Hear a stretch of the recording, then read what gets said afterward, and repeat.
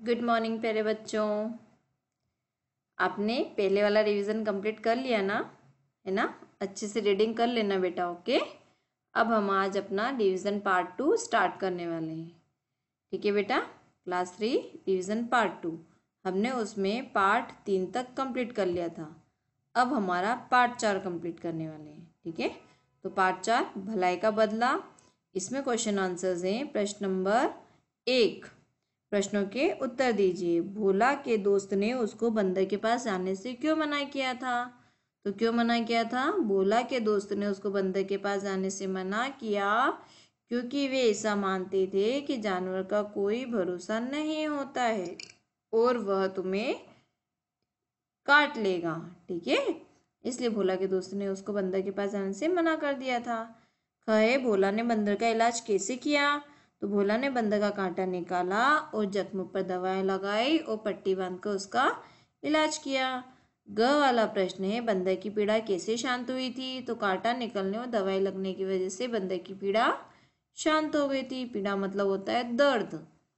घ है, भोला क्या सोचकर उदास हो गया था? तो भोला ने सुना था कि जानवर भी एहसान मानता है मगर बंदर उसकी भलाई का बदला इस तरह देगा, उसने यह कभी नहीं सोचा था और वह ऐसा सोचकर उदास हो गया था। बंदर ने भलाई का बदला कैसे चुकाया था? बताओ बच्चों। तो सुनिए, बंदर ने एक गठरी में फल, अखरोट, बादाम, काजू आदि भरकर भोला के आंगन में छत से फेंककर भलाई का बदला चुकाया था। ठीक है ना। अब हम आते हैं प्रश्न नंबर 2 पर। किसने कहा, किससे कहा और कब कहा? कहे, उसके पास मत जाओ, जानवर का कोई भरोसा नहीं होता। किसने कहा था? भोला के दोस्त ने कहा था। और किससे कहा था? तो भोला से कहा था। कब कहा? जब भोला बंदर का कांटा निकालने जा रहा था तब कहा। ख वाला, बस बस सब ठीक हो जाएगा दोस्त। ठीक है, तो ऐसा किसने कहा था? सब ठीक हो जाएगा दोस्त।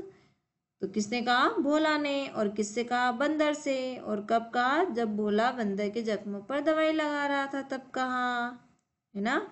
ग वाला, यह तो तुम्हारी चादर उठा ले गया। किसने कहा? भोला के दोस्त ने।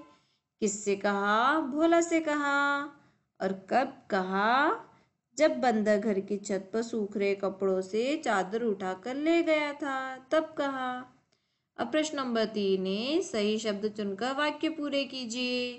ठीक है, तो वह घर से और पट्टी ले आया। तो क्या लेके आया था वह घर से? दवाई। ठीक है, तो दवाई और पट्टी ले आया। वह बहुत में है, तो किस में है वह? तकलीफ में।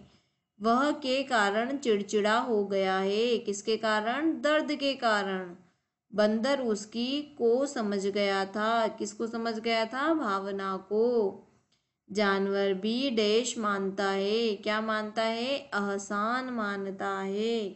प्रश्न नंबर 4 है, सही उत्तर पर सही का चिन्ह लगाइए। बंदर के पैर में लगा हुआ था। क्या लगा हुआ था? कीचड़, कील, कांटा या डंडा? तो क्या लगा हुआ था? कांटा। इसी के बाद ख वाला है, बंदर ने स्वयं को किसके भरोसे छोड़ दिया? तो किसके भरोसे छोड़ दिया? मोहन के, भोला के, किशन के, इनमें से कोई नहीं। तो उसने भोला के भरोसे छोड़ दिया था।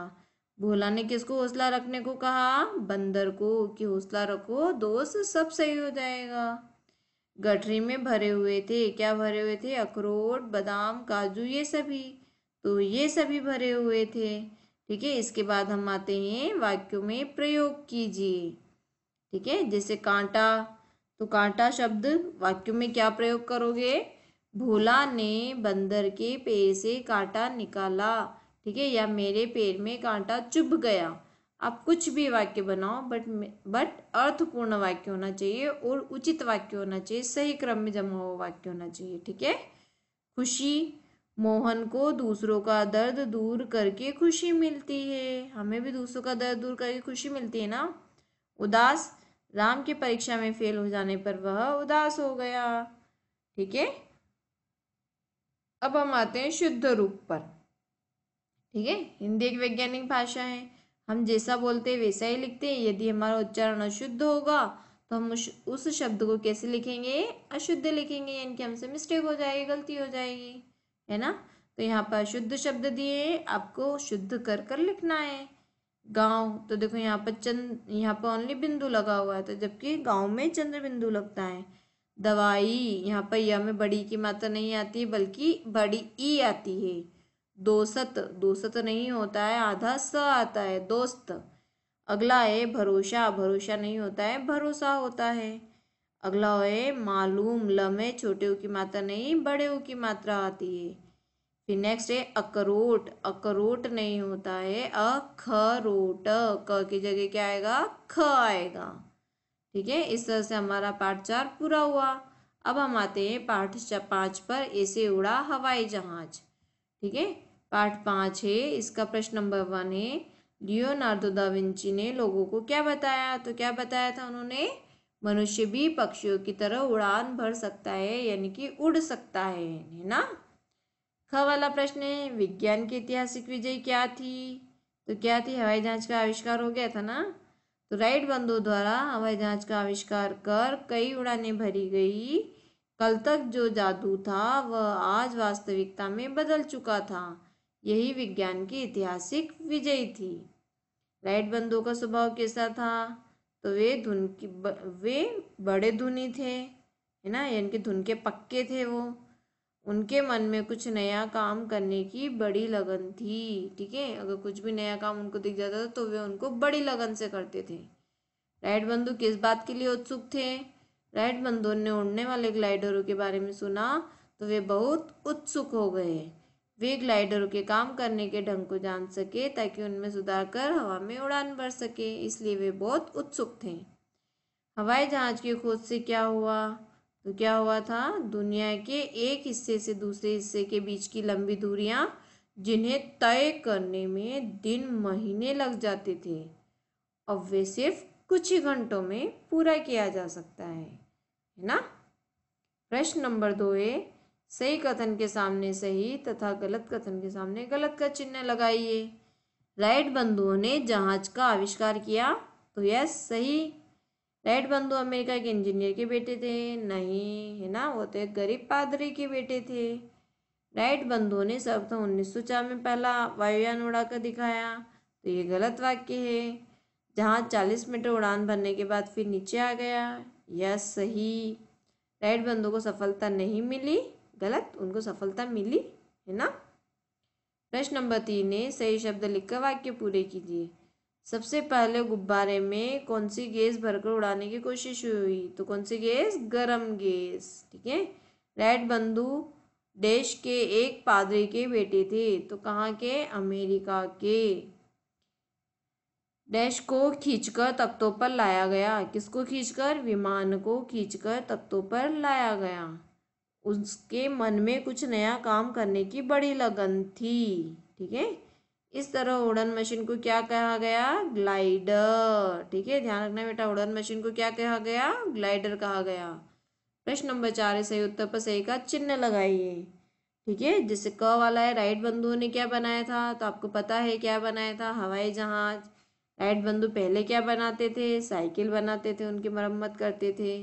राइट बंधुओं ने पहली बार वायुयान उड़ाया, तो कब उड़ाया, 1903 ईस्वी में उड़ाया।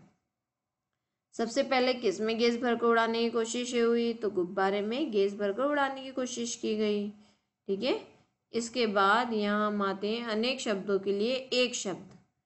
ठीक है, जैसे हम कई शब्दों के लिए एक ही शब्द का प्रयोग करते हैं, तो ऐसे शब्दों को अनेक शब्दों के लिए एक शब्द कहा जाता है।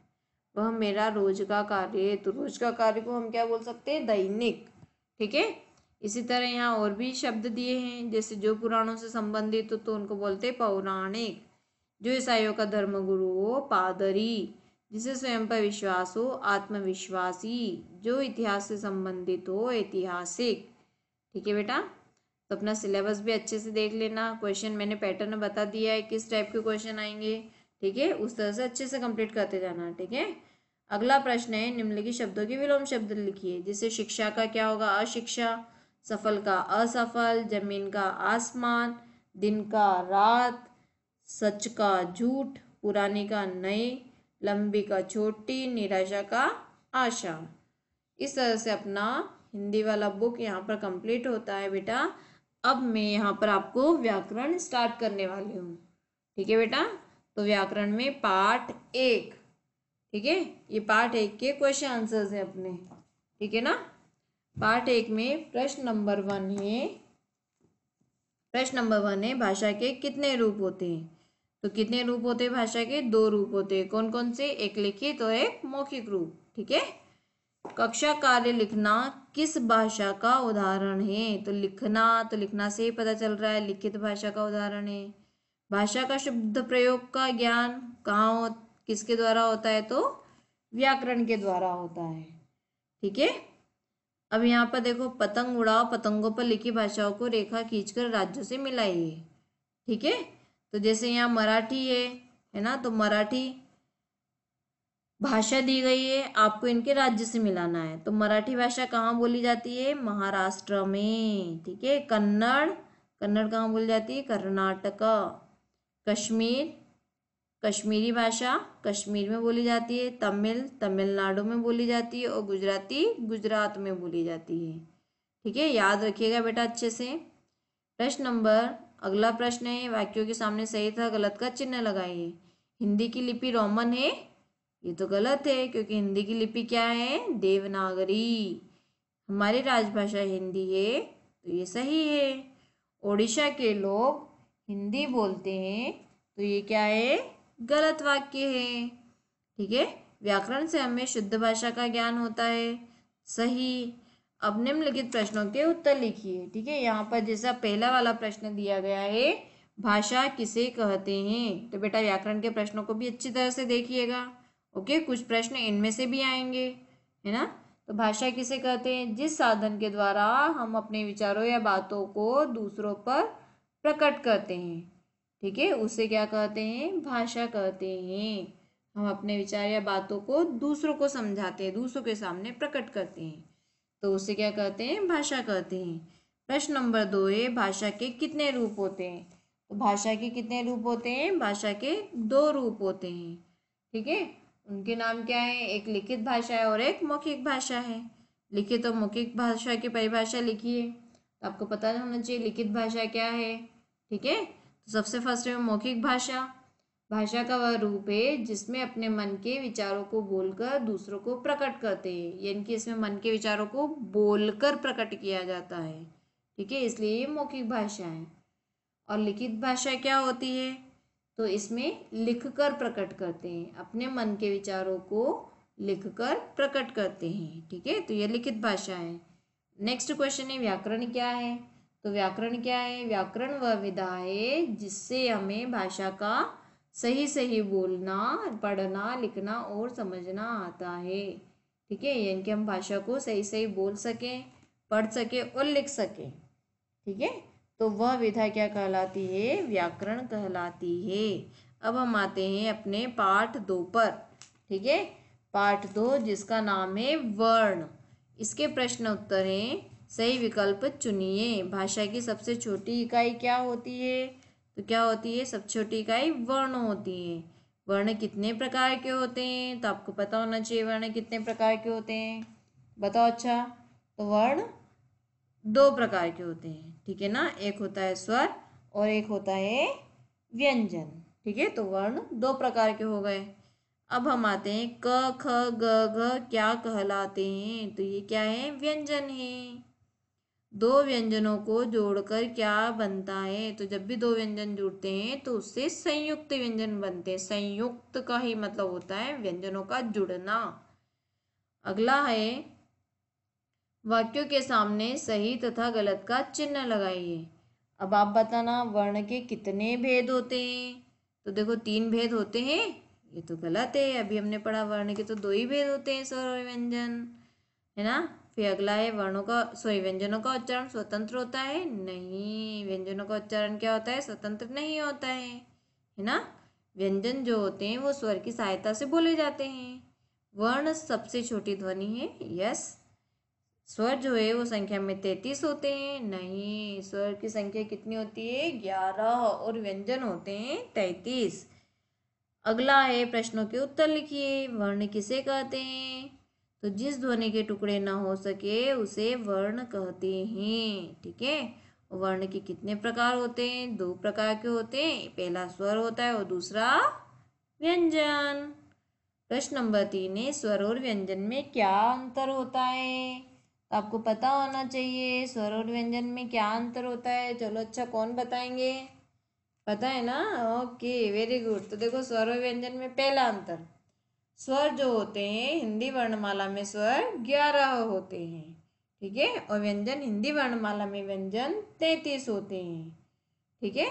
दूसरा अंतर, स्वर बिना किसी की ध्वनि की सहायता के बोले जाते हैं। ठीक है। और व्यंजन जो है इन वर्णों का उच्चारण स्वरों की सहायता से किया जाता है। इस तरह से मैंने आपको 2 अंतर लिखवाए हैं। ठीक है। तो दोनों अंतर लर्न के कर लेना बेटा, है ना। अब हम आते हैं पाठ 3 पर। ठीक है।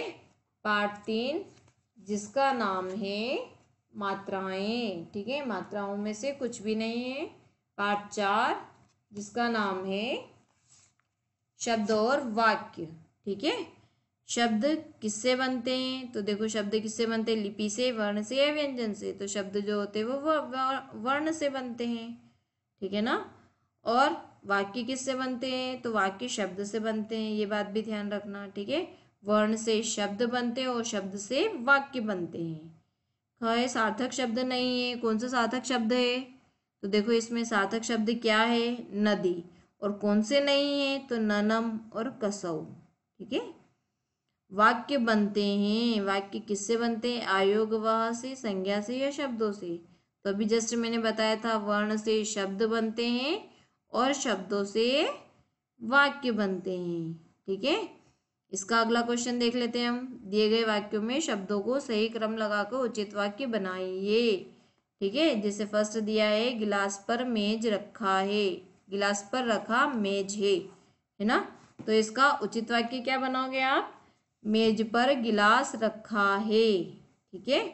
दूसरा है, माला आई से गाड़ी। तो क्या बनाओगे? माला गाड़ी से आई। अगला है थर्ड वाला, बनाया जूता मोची ने। ठीक है। तो इससे क्या उचित वाक्य बनेगा? मोची ने जूता बनाया। ठीक है। नेक्स्ट है, हमने लिया खाना खा, है ना। तो हमने खाना खा लिया। प्रश्न इसका 5वां है मुझे करना काम। तो इसका उचित वाक्य बनेगा मुझे काम करना है। ठीक है बेटा। तो यहाँ हमारा रिवीजन खत्म होता है। और एक और बात आप ध्यान रखना, मैंने आपको निबंध भी लिखवाया है। ठीक है ना। दशहरे के ऊपर मैंने आपको निबंध लिखवाया है। ठीक है। तो वो निबंध भी आपको लर्न करना है।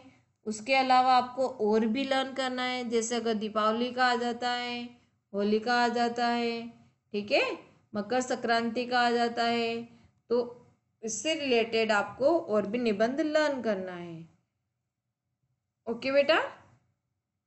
ओके, बाय बेटा, बेस्ट ऑफ लक। सभी अपनी अच्छी पेपर जो है वो सभी अच्छे से दीजिएगा। ओके बेटा।